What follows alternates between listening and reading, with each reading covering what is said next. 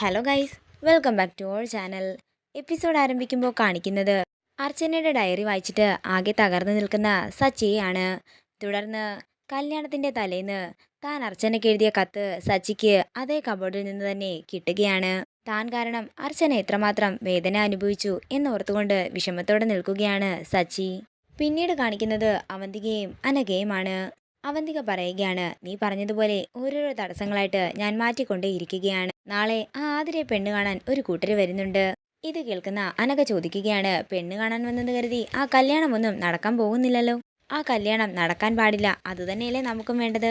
അതേസമയം അർച്ചന അങ്ങോട്ടേക്ക് ചെല്ലുകയും അത് മുടക്കുകയും ചെയ്യും. അവസാനം അനൂപും ആതിരയും തമ്മിൽ വഴക്കാകും. നമ്മളത് ആളി കത്തിക്കുകയും വേണം. ഇത് കേൾക്കുന്ന അനഘ പറയുകയാണ്, ചേച്ചി എങ്ങനെയെങ്കിലും ആതിരയുടെ വിവാഹം നമ്മൾ നടത്തണം. സന്ദീപിനെ ആതിരയിൽ നിന്നും എങ്ങനെയെങ്കിലും സ്വതന്ത്രനാക്കുകയും വേണം. നമുക്കെതിരെ നിൽക്കുന്ന എല്ലാത്തിനെയും നമുക്ക് ഒഴിവാക്കണം. ചേച്ചി ഒരു വാക്ക് പറഞ്ഞാൽ മതി, എന്തിനും ഏതിനും കൂടെ ഞാനുണ്ട്. അത് വേണം മോളെ. നിന്റെ ഈ വാശി എന്നും നിന്റെ ഉള്ളിൽ തന്നെ ഉണ്ടാകണം. നിന്റെ ചേച്ചിക്ക് നീ സപ്പോർട്ട് മാത്രം തന്നാൽ മതി. നിനക്ക് വേണ്ടി എന്തും നേടിയെടുക്കും നിന്റെ ഈ ചേച്ചി. പിന്നീട് കാണിക്കുന്നത് വൃന്ദാവനമാണ്. സന്ദീപിനോട് താൻ ഇഷ്ടമാണെന്ന് പറഞ്ഞതും തിരിച്ച് സന്ദീപ് തന്നെ ഇഷ്ടമാണെന്ന് പറഞ്ഞ കാര്യങ്ങളും എല്ലാം തന്നെ ഓർക്കുകയാണ് ആതിര. അവസാനം താൻ സന്ദീപിനെ വേണ്ടെന്ന് പറഞ്ഞപ്പോൾ തൻ്റെ ഓർമ്മകളിൽ സന്ദീപ് ജീവിച്ചോളാമെന്ന് പറഞ്ഞതും എല്ലാം ഓർത്ത് വിഷമത്തോടെ ഇരിക്കുകയാണ് ആതിര. നേരം പുലർച്ചെയാകുന്നു. പിന്നീട് കാണിക്കുന്നത് ആതിരയെ പെണ്ണ് കാണാനായിട്ടുള്ള ചെറുക്കൻ കൂട്ടര് വൃന്ദാവനത്തിലേക്ക് എത്തുന്നതാണ്. അനൂപ് എല്ലാവരെയും പരിചയപ്പെടുത്തി കൊടുക്കുകയാണ്. ചെറുക്കൻ്റെ അമ്മാവൻ ചെറുക്കനെയും പരിചയപ്പെടുത്തുന്നു. ചെറുക്കൻ്റെ പേര് അജയ് ഘോഷ് എന്നാ, ഞങ്ങള് അജയ എന്ന് വിളിക്കും. ടൗണില് ഒരു ചെറിയ മൊബൈൽ കട നടത്തുന്നു. ഇത് കേൾക്കുന്ന അജയ് ഘോഷ് പറയുകയാണ്, അല്ലറ ചില്ലറ വേറെ പരിപാടികളുമുണ്ട്. ഇത് കേൾക്കുന്ന അമ്മാവൻ പറയുകയാണ്, എന്താണെങ്കിലും നിങ്ങളുടെ മകളെ ഇവൻ പൊന്നുപോലെ നോക്കിക്കോളും. തുടർന്ന് അമ്മാവൻ പറയുകയാണ്, ഈ വീട് അല്പം പഴയതാണല്ലേ, ഇതെല്ലാം ഇടിച്ചു പൊളിച്ചങ്ങ് കളയണം. എന്നിട്ട് ഒരു 2 നില വീടങ്ങ് വെക്കണം.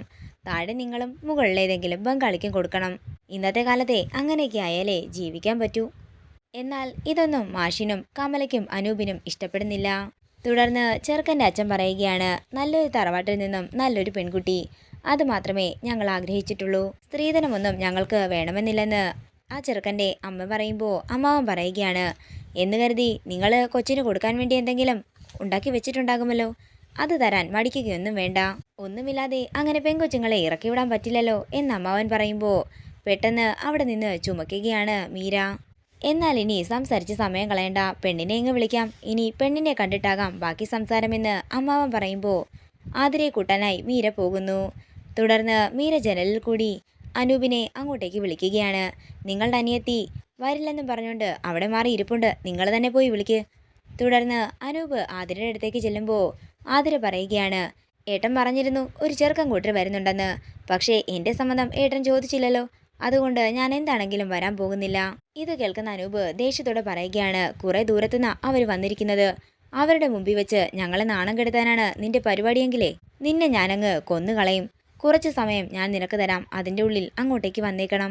മര്യാദയ്ക്ക് ഏതെങ്കിലും ചെറുക്കൻ്റെ തോളി കയറാൻ നോക്ക്. ഇനിയും സന്ദീപ് എന്നൊന്നും പറഞ്ഞ് ഇരിക്കാൻ നിൽക്കണ്ടെന്ന് പറഞ്ഞ് മീരയും പുറത്തേക്ക് പോകുമ്പോൾ ആകെ വിഷമത്തോടെ നിൽക്കുകയാണ് ആതിര. തുടർന്ന് ആതിര അർച്ചനെ വിളിച്ച് കാര്യങ്ങളെല്ലാം പറയുമ്പോൾ ഇതെല്ലാം കേട്ട് ഒരു ഞെട്ടലോടെ നിൽക്കുകയാണ് അർച്ചന.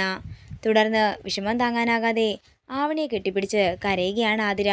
പിന്നീട് കാണിക്കുന്നത് നെല്ലിശ്ശേരിയാണ്. അവന്തിക സന്ദീപിനെ കാണാൻ വേണ്ടി ചെന്നിരിക്കുകയാണ്. നിന്നെ ആതിര വേണ്ടെന്ന് പറഞ്ഞിരുന്നല്ലേ, 1 അല്ല 2 വട്ടം. കൂടാതെ നിനക്ക് അവരുടെ വീട്ടിൽ നിന്ന് തല്ലും കിട്ടിയിരുന്നു അല്ലേ, എല്ലാം ഞാൻ അറിഞ്ഞു.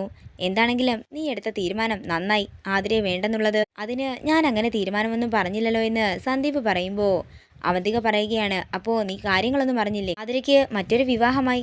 ഇത് കേൾക്കുന്ന സന്ദീപ് ഒരു ഞെട്ടലോടെ അവന്തികയെ നോക്കുകയാണ്. വൃന്ദാവനത്തോട് ഏറ്റവും അടുപ്പമുള്ള നീയപ്പോ കാര്യങ്ങളൊന്നും അറിഞ്ഞില്ലല്ലേ, ഇന്നാണ് അതിൻ്റെ പ്രാരംഭ ചടങ്ങായ പെണ്ണ് കാണൽ ചടങ്ങ്, അപ്പോൾ നീയൊന്നും അറിഞ്ഞില്ലല്ലേ. ഇത്രയുമായിട്ടും നീ ഇതൊന്നും അറിഞ്ഞില്ലെന്ന് പറഞ്ഞാലേ നിന്നെ ഇതൊന്നും അറിയിച്ചില്ലെന്ന് വേണം പറയാൻ. എടാ മണ്ട, നിന്നെ ഒഴിവാക്കിയിട്ട് അവള് വേറെ ഒരു വിവാഹം കഴിക്കാൻ പോകുന്നെന്ന്. നീ ഇതൊന്നും അറിയാതെ തേഞ്ഞൊട്ടി ഇവിടെ ഇരുന്നോ, അവളെ വേറെ ചെറുക്കന്മാരങ്ങ് കൊണ്ടുപോയിക്കോളും എന്നൊക്കെ അവന്തിക പറയുമ്പോൾ ഇതെല്ലാം കേട്ട് ആകെ തകർന്നു നിൽക്കുകയാണ് സന്ദീപ്. ഇതോടുകൂടി ഇന്നത്തെ എപ്പിസോഡ് ഇവിടെ തീരുകയാണ്. വീഡിയോ ഇഷ്ടമായെങ്കിൽ മറക്കാതെ ലൈക്ക് ചെയ്യുക, ഷെയർ ചെയ്യുക, കമൻറ്റ് ചെയ്യുക.